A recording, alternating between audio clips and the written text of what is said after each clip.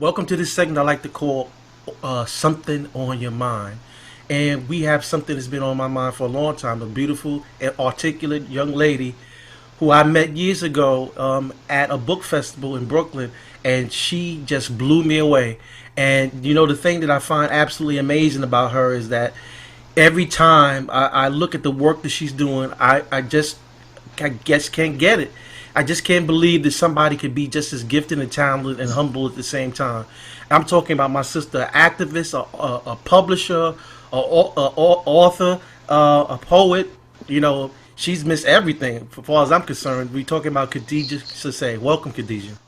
Thank you. That is such a lovely introduction.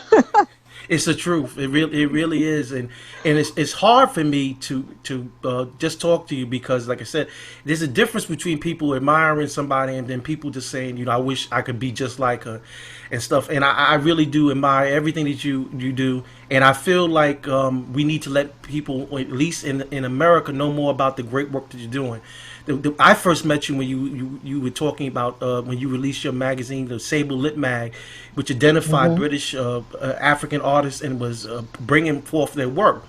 Now you're actually here in Washington D.C. Can you talk a little bit about what you're doing here, and talk a little bit about your activism and some of your, and even about your book? You know, your books that you've written. Okay. I'm in Washington, D.C.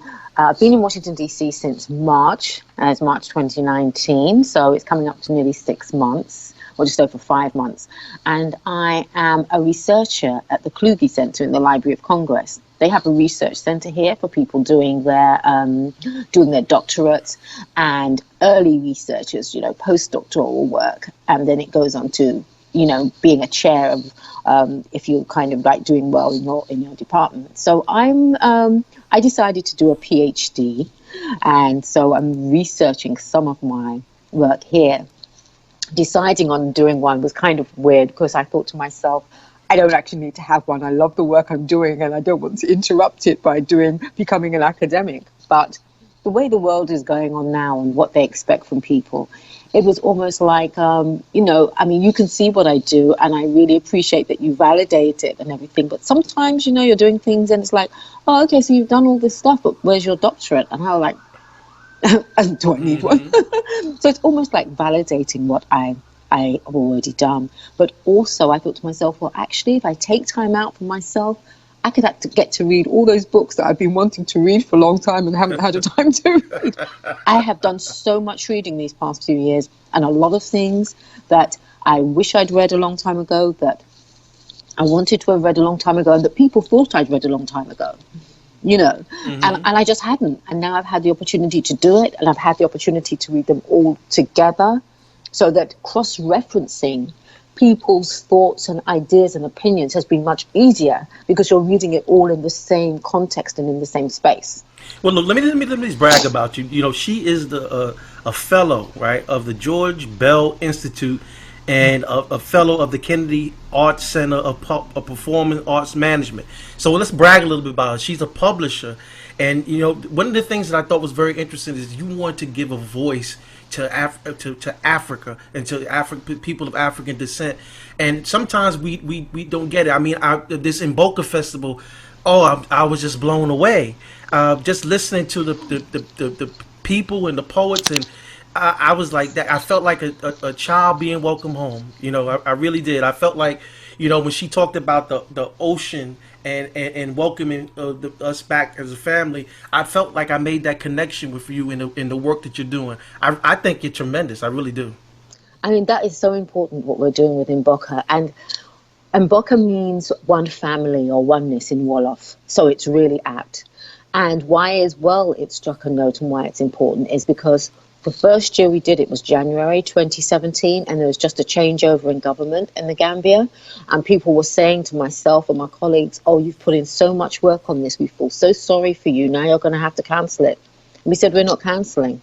They said, yeah, but everybody was leaving, and people were literally leaving the country in droves. At the few days, I suppose, before the changeover, I think there were more Gambians outside the country than there were in the country. And we said, no, this is what we do, and this is what the arts does. The arts is not,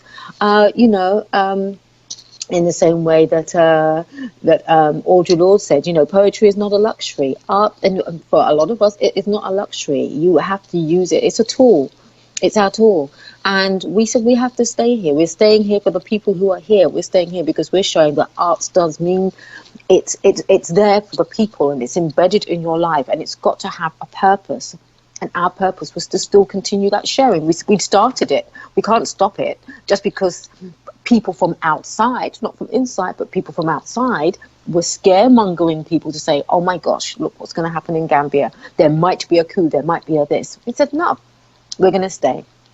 And thank goodness we had one of the major writers and thinkers, major African writers and thinkers, and he was just keeping in contact with us. And this is Ngugi wa Thiong'o. And he would just come up and say, how's everything? Is everything okay? Am I still okay to come? I'm just trusting on you that you're bringing me into a safe space and we're just going to get the work done. I said, it's fine. And he came and he was wonderful. And the people who were there really, really appreciated him. And why it was important for him to be there and why it was important for the beginning was because he is, as he calls it, he's a language warrior. He's a language warrior. And he says, you have to start. You have to start with your learning, with your own language. How can you start it with somebody else's language? How do you expect to grow and develop? And I kind of, in my head, I kind of say, if you want to have a revolution, you cannot have it in somebody else's language, because they'll know. How can you have a revolution in the oppressor's language? It doesn't make sense. So yes. we have to start. With our own language base, and that's what he helped us do, and that's what he helped us start, which was great. Mm-hmm. So just talking about that for a second, talking about languages, you did something that I thought was very important because you felt a need to preserve language. So you wrote poetry using a language that you felt there was a need to preserve. Yes. And what was that book that you wrote? The book is Iraqi. So it is in English, and some of it is in Creole, because my Creole wasn't very good. I was unfortunate for me. I was one of those migrant children who their parents believed that, if you want to move ahead, you need to just do everything in English. I mean, my parents have now realized that that was probably not the right thing to do, but, they did the best they could for us at the time, and they thought that was better for us. So, I kind of grew up grappling with Creole, just learning it by listening.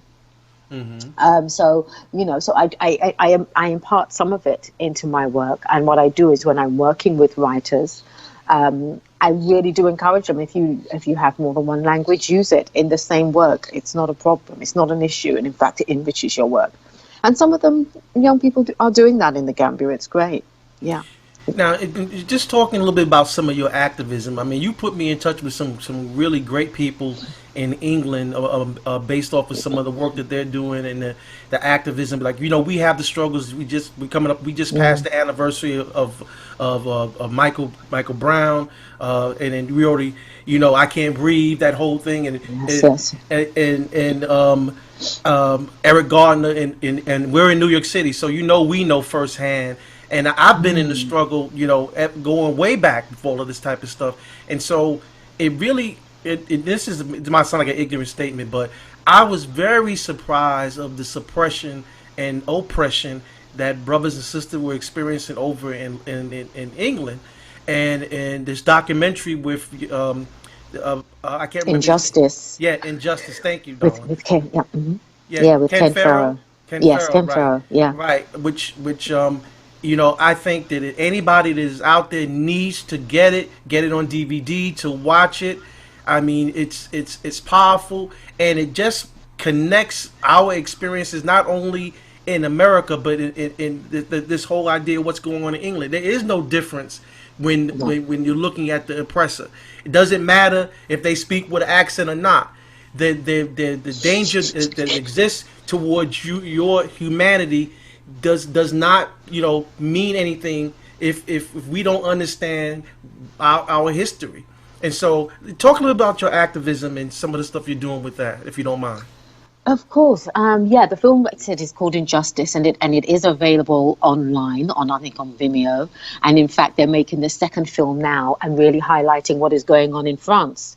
same conditions. So yeah, I mean, really, it is not an ignorant question at all, because a lot of people in England don't even know what's going on. We get so much, you know how they like to divide and rule. So we're informed so much of how terrible it is in America and what's going on in America, is so they can ignore and keep the people in the dark about what is happening on the doorstep.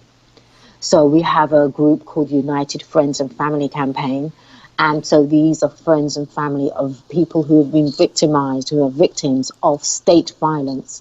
So this isn't just police violence, this is institutional, especially like the mental institutions. And so I have to say as well, within that group, it's not just people of color, it's not just black people, it's anybody who's had been victimized, because we're fighting that same fight against the institutions with that. And it's amazing, because when I became involved in it, because my cousin died under the hands of the police in May 2015. And it happened in Scotland. And so even, you know, Great Britain isn't that big, but even a lot of people in England didn't know it happened, because the press is different in Scotland. The media is different in Scotland. So even the same newspaper will have their Scottish version and they'll have their English version. So they don't always get to know this truth. So it was great that when we went up there for his funeral and everything, that the whole community came out in support of the family. And they said, we know what the police can be like in this area. You know, so there was no division. When things happen like that, unfortunately, it takes things like that to bring people together. Yes. And there was no division between a black or white. The people were there for us. And, you know, it was great support we received for the family. But, you know, so we've got this larger group around the country of people who've all their families have suffered state violence.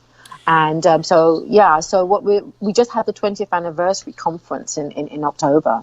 So hopefully we're going to bring out a book next year based on that conference. And one of the things that actually I had to go back and look at was I was looking at the New Cross massacre, and looking at that, and I think that's coming up on 25 years, right? I think. Yes, I think you're right. Wow, yes, you've got your finger on the pulse there. Yes.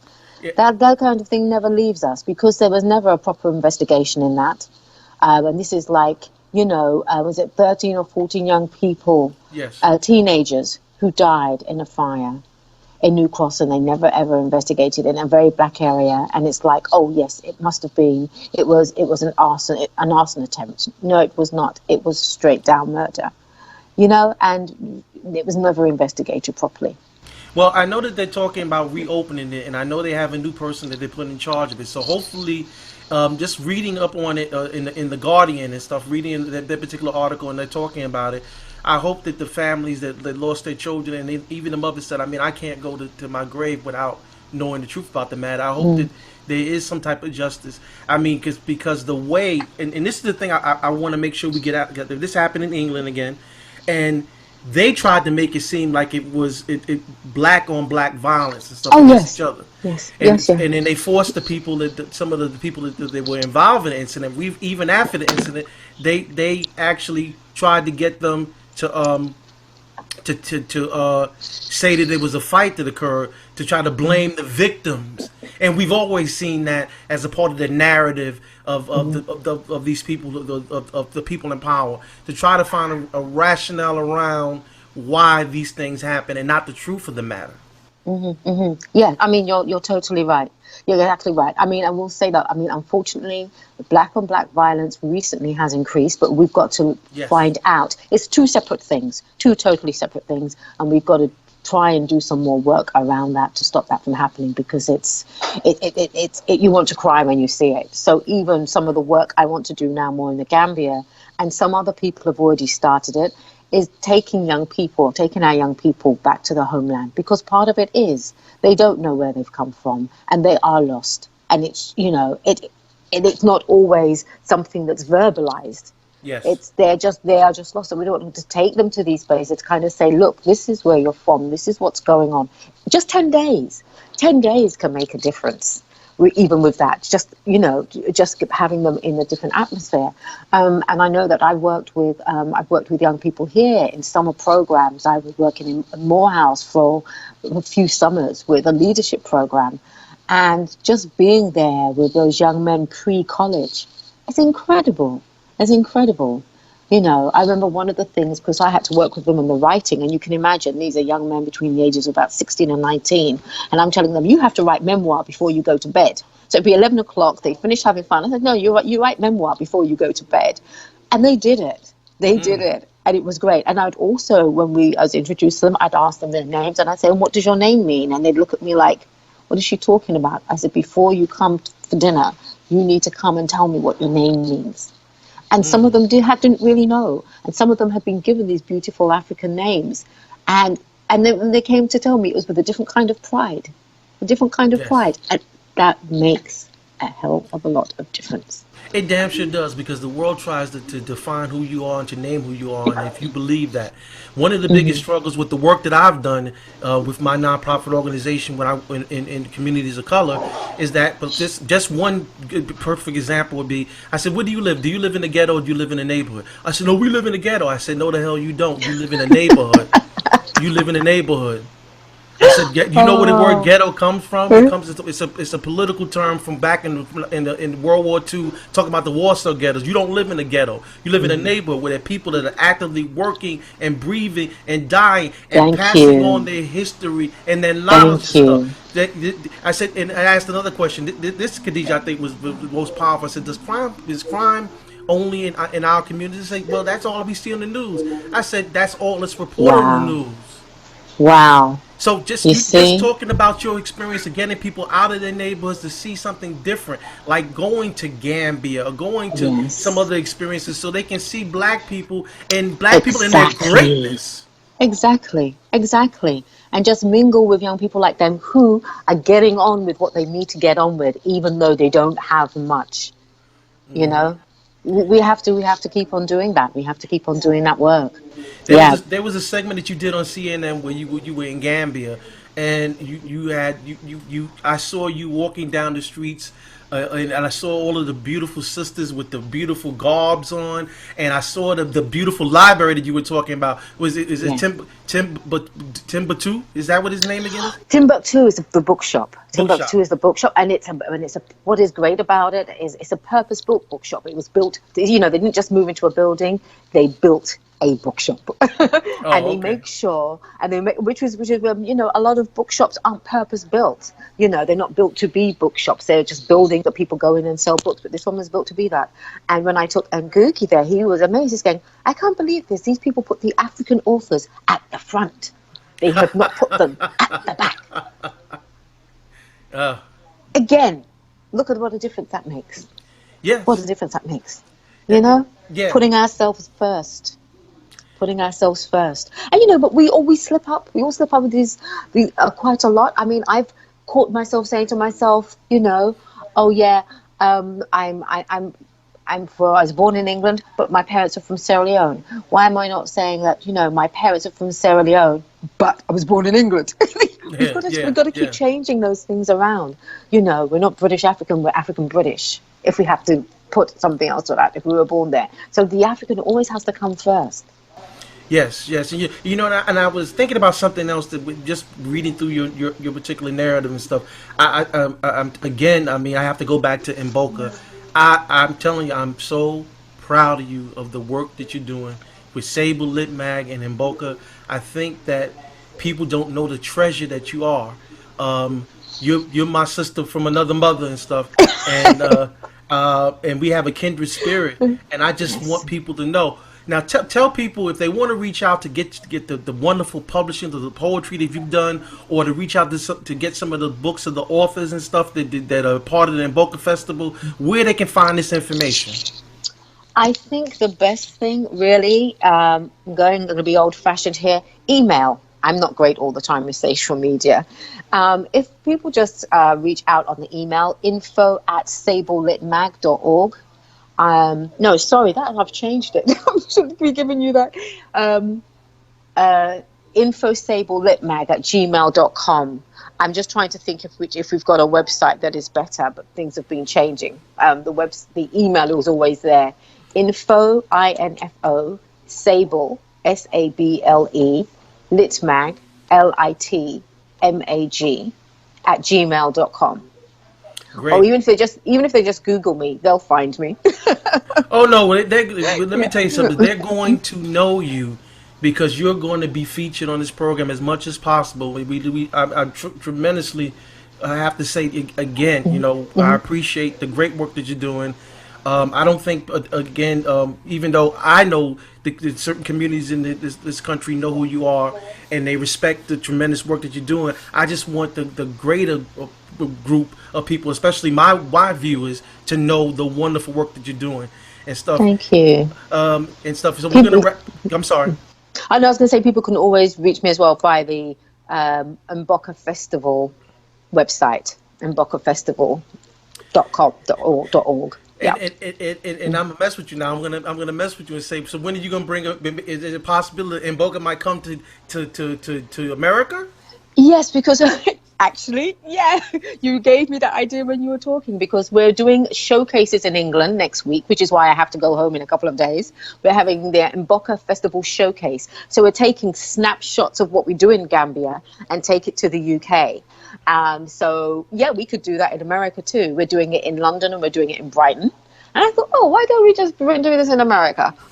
And of course, they've started to make some good films now in Gambia about what things are really like. So, yeah, we're doing some things. So definitely we'll kind of do a showcase. And I've been linking with some people here, like in Miami and stuff, to kind of do some things with Mboka. Mm-hmm.